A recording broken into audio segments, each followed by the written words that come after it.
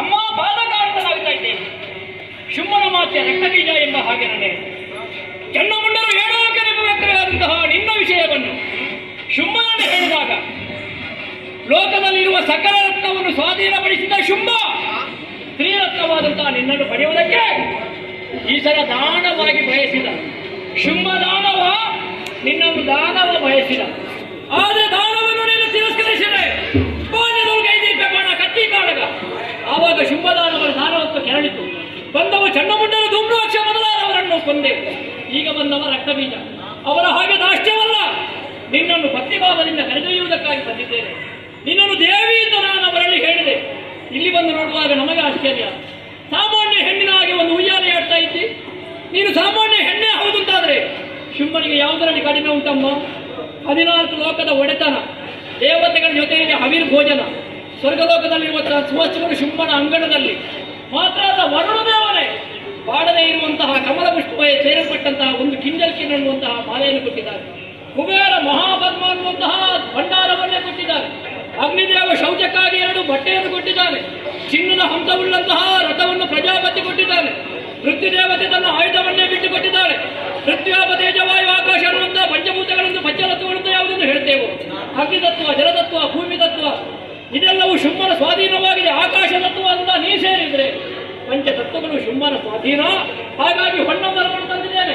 ನಾನೇ ಹೆಗಲು ಕೊಡ್ತೇನೆ. ಶುಂಭನನ್ನು ಒಲಿಸುವುದಕ್ಕೆ ಇಳಿದುಬಾ, ಒಲಿದುಬಾ, ಒಲಿದುಬಾ. ರಕ್ತಬೀಜಾಸ್ತ್ರ ಈ ಹಿಂದೆ ಬಂದವರಂತೆ ನೀನಲ್ಲ. ಅಲ್ಲ ಅಲ್ಲ, ಬಹಳ ವಿಭಿನ್ನವಾಗಿ ಕಾಣುತ್ತಾ ಇದ್ದಿ. ನನ್ನನ್ನು ಅರ್ಚಿಸಿದೆ, ಭಜಿಸಿದೆ, ಪೂಜಿಸಿದೆ, ಹಾಡಿದೆ, ಹೊಗಳಿದೆ, ಸಂತುಷ್ಟಳಾಗಿದ್ದೆ. ಧನ್ಯವಾದ ತಾಯಿ. ರಕ್ತಬೀಜಾಸ್ತ್ರ ನಿನ್ನ ಒಡೆಯನನ್ನು ಪ್ರಾರ್ಥನೆಯಿಂದಲೋ ಮೂಢನೆಂದಲೋ ಇಲ್ಲ, ಭಾವ ಪ್ರಾರ್ಥನೆ. ಹೌದೇ?